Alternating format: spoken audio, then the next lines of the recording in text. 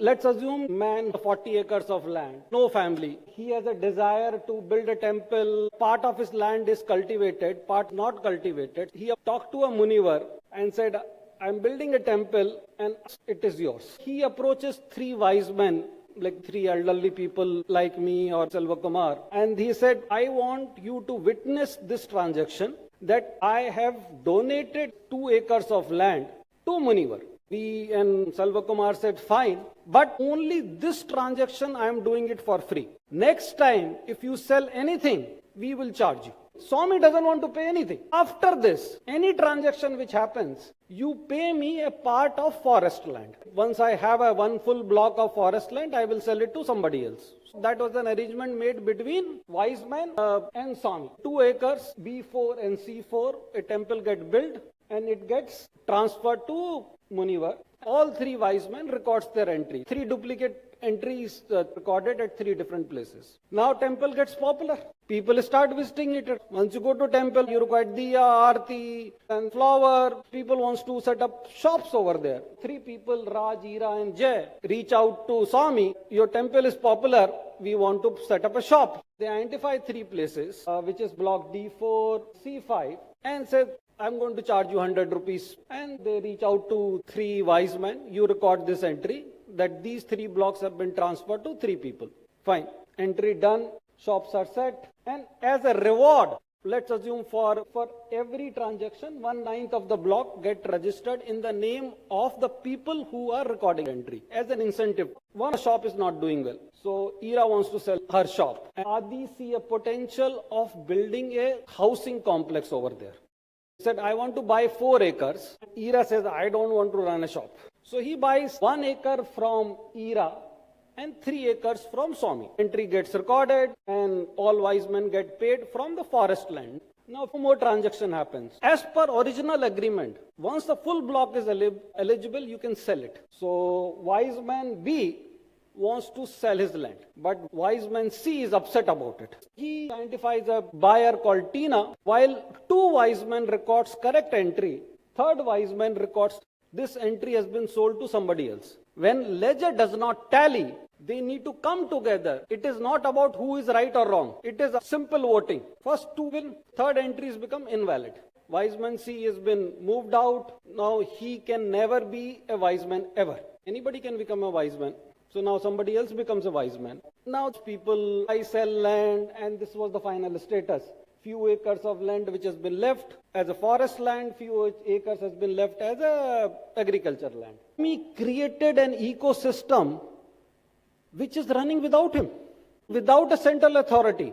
The people are making buy and sell transactions just on record keeping by 3 separate individuals. Everything works on rules. Now Swami says, system can run without him. I am not required. He goes to Himalayas, still untraceable. Instead of 3 wise men, I replace them with 5 council of officials. Do you recollect? Have you studied in class 8th? Anybody recollects? Panchayat, who said it? Yeah, so we'll clap for this lady. This system existed in Indian system years back. This is recorded in our Vedic studies, in which a village is governed by a Panchayatiraj system. Panch means 5 in Hindi. And these 5 council people are elected and they are governing the entire city. They don't go to judge, they don't go to court, they don't go to king. These 5 people decides everything. Self-governing system. How this story is related to blockchain world and Bitcoin world. The first use of this technology was in 2009. A group of people or an individual is still unknown called Satoshi Nakamoto created Bitcoin. If we equate 40 acres of land, 21 million coins. If we equate forest land to unmined blocks. If we equate Swami to Satoshi Nakamoto. If we equate agriculture related to mine blocks, that is the entire blockchain. If you have understood the story, now it is very easy for you to understand blockchain. Wise men are miners. Miners are equivalent to people who are doing record keeping. Anybody can become a wise man. Bitcoin mining is little more complex, in which you need to solve certain kind of puzzles. Whosoever solves the puzzle will get that mining reward. The problem in this world is that if you lose your private key, your earning is gone forever. Ever. You can never retrieve it. There is no central system which you can go and retrieve your, like if you lose your passport, you go, government will issue you now. There is no central agency. Swami has gone to Himalayas, where you will trace him. 20% of bitcoins are lost. Nobody knows. Price keeps on fluctuating. It was as low as some cent. It has gone as high as $65,000.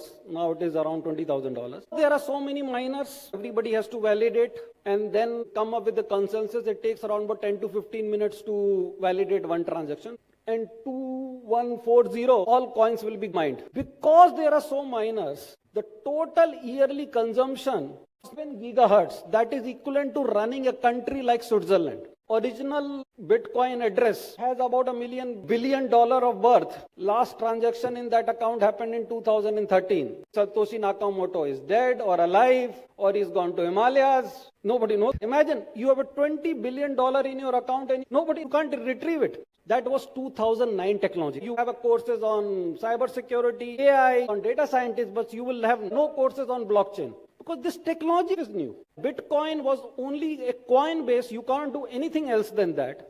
In 2015, Ethereum blockchain was created in which you can do a lot more things. You can create a smart contract, you can do voting, you can do property records. There are multiple use cases. You can Google it. The new world started about a year back called NFT, non-fungible tokens. You can create an image, just a JPEG, create some game, create a videos, upload it into Ethereum network, call it as a unique, and people will bid for it. How much they will bid for it? Highest has been $92 million for a single image, and the image looks like that. NFTs on Ethereum. Ethereum is getting old. Now Luna is coming into picture. If you are bored with this presentation, just Google Bored Ape Yacht Club and you will go crazy. These monkeys, which looks bored, are selling at $100,000. People like Madonna, Justin Bieber are buying. Every engineering college has approximately 5 to 10,000. You can create your own network. You can create a validation process of your degrees. You can create a validation process of your admit card. You can create a validation process of your certificate. You can create your own NFTs. You can create various rewards program. Everything is an open source platform. You can modify your code, run it in your PC, done. Create an Ethereum wallet. It is just like an account. I will prefer a MetaMask wallet because it is more transferable. Just put 500 rupees and do not look this as an investment. Look this as an experimenting something related to blockchain. A friend created an NFT in partnership with Book My Show and KGF producer. Tokens were created and all sold in seconds. This is the highest paying job in the market worldwide. If you know this technology, sky is the limit. That's all.